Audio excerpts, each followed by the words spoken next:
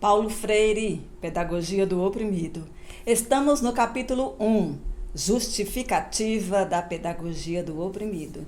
Item: ninguém liberta ninguém. Ninguém se liberta sozinho. Os homens se libertam em comunhão. Quero fazer uma observação antes de fazer a leitura do texto, tá, minha gente linda? É que este livro foi escrito entre 1964 e 1968. Naquela época era convencionado que o coletivo era dado no masculino.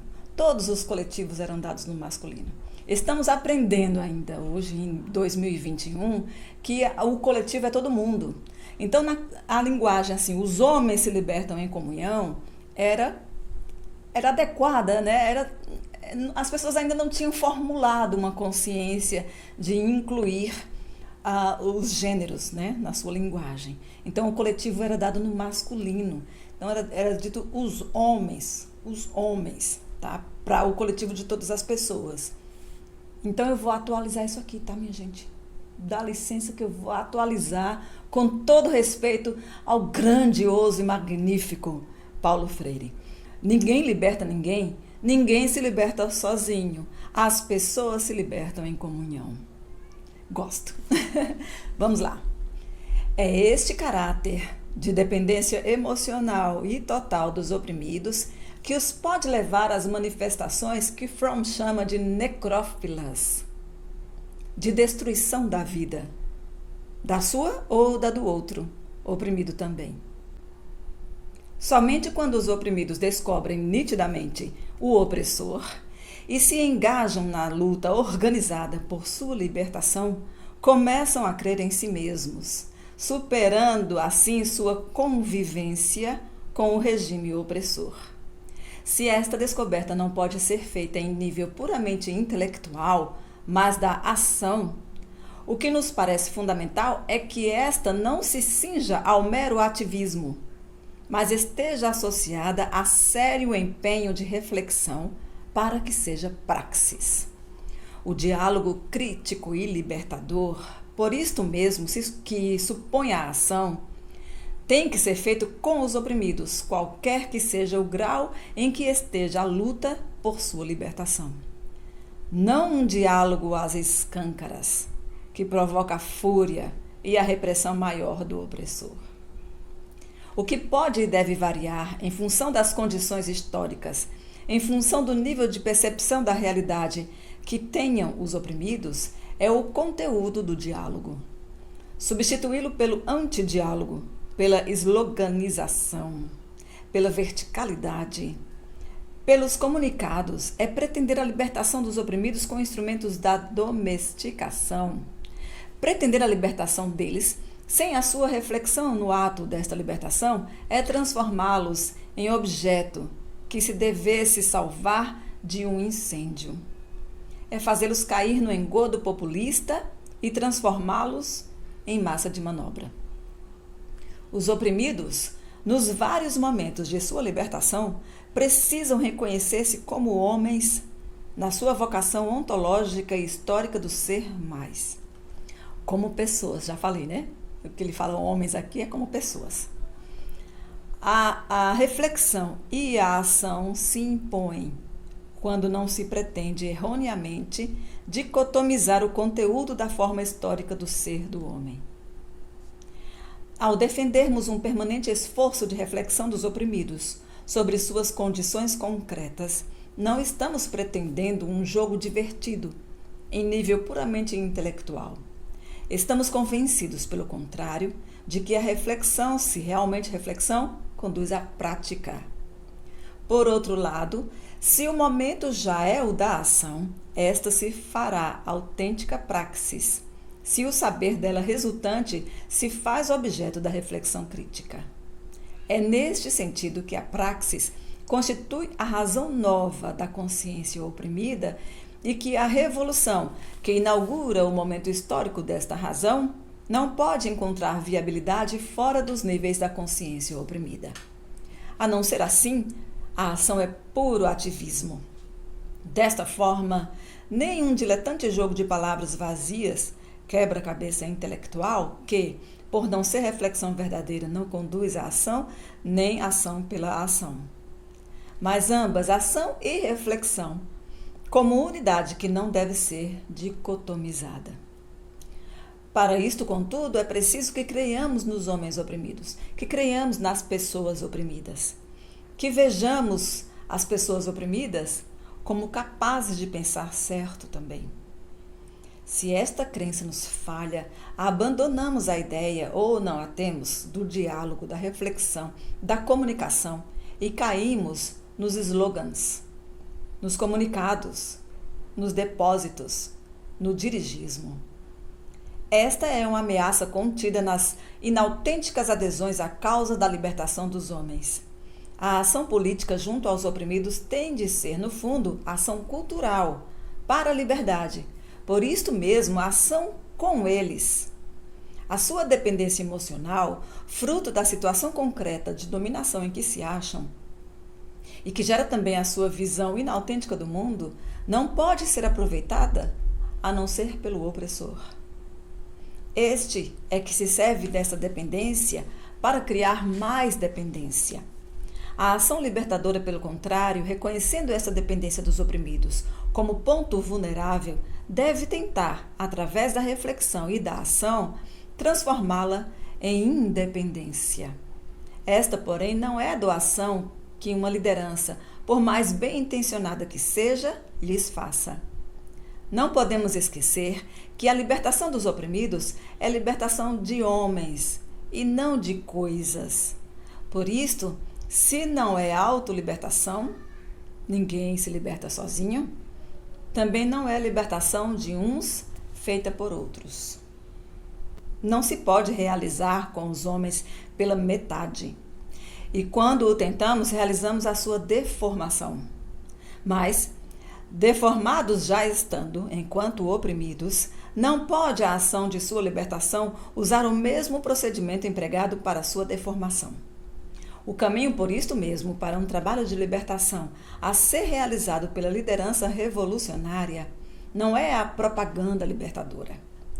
Não está no mero ato de depositar a crença da liberdade nos oprimidos, pensando conquistar a sua confiança, mas no dialogar com eles.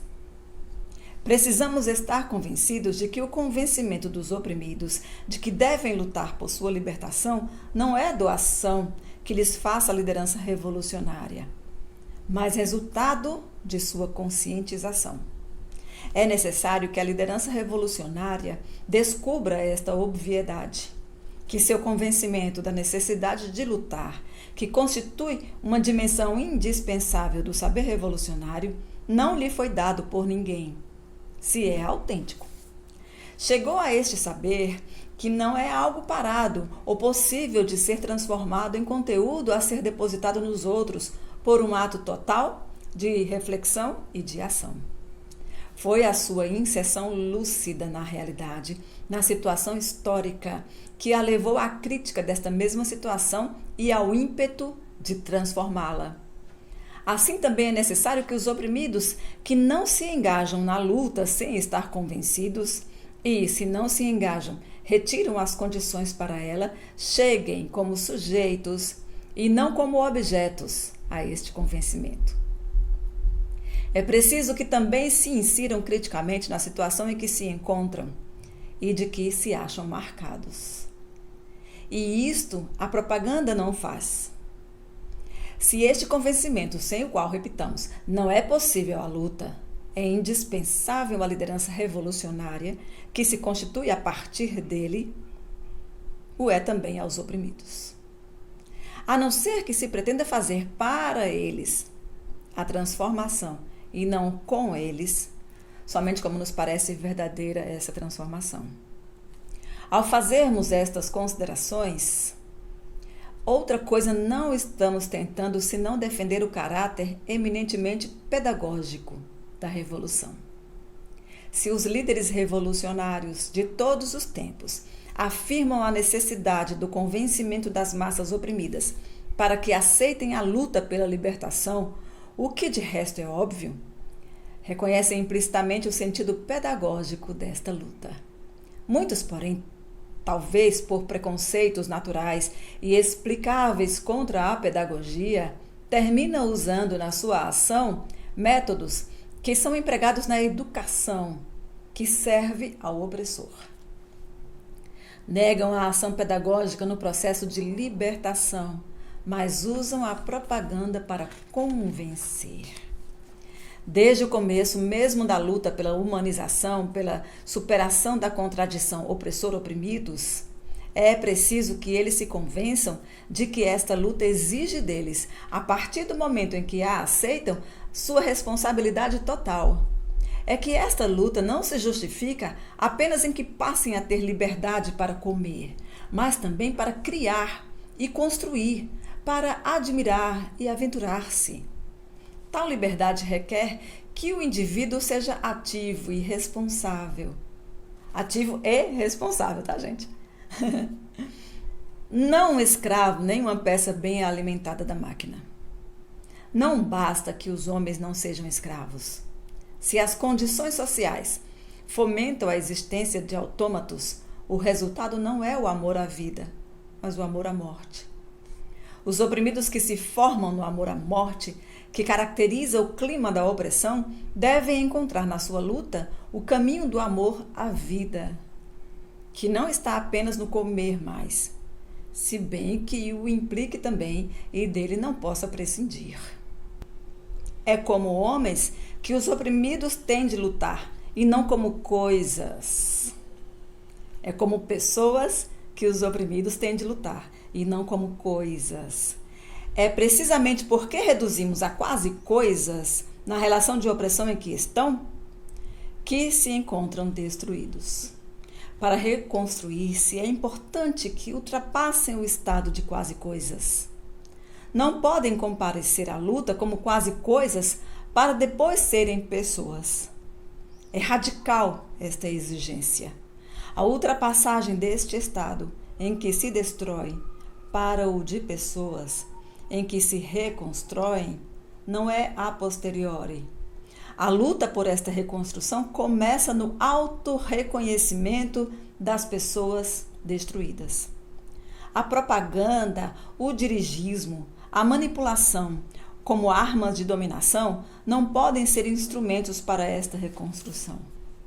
Não há outro caminho senão o da prática de uma pedagogia humanizadora, em que a liderança revolucionária, em lugar de se sobrepor aos oprimidos e continuar mantendo-os como quase coisas, com eles estabelece uma relação dialógica permanente.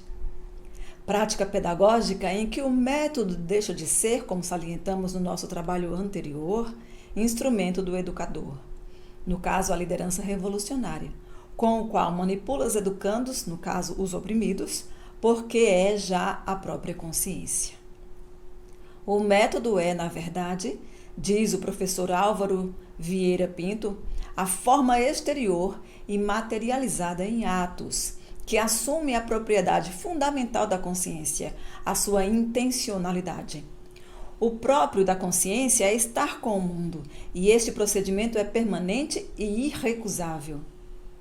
Portanto, a consciência é, em sua essência, um caminho para algo que não é ela, que está fora dela, que a circunda e que ela apreende por sua capacidade ideativa. Por definição, a consciência é, pois, método, entendido este no seu sentido da máxima generalidade. Tal é a raiz do método, assim como tal é a essência da consciência, que só existe enquanto faculdade abstrata e metódica. Porque assim é, a educação a ser praticada pela liderança revolucionária se faz co-intencionalidade. Educador e educandos, liderança e massas, co-intencionados à realidade, se encontram numa tarefa em que ambos são sujeitos no ato, não só de desvelá-la e assim criticamente conhecê-la, mas também no de recriar este conhecimento. Ao alcançarem na reflexão e na ação em comum este saber da realidade, se descobrem como seus refazedores permanentes. Deste modo, A presença dos oprimidos na busca de sua libertação, mais que pseudo-participação, é o que deve ser engajamento.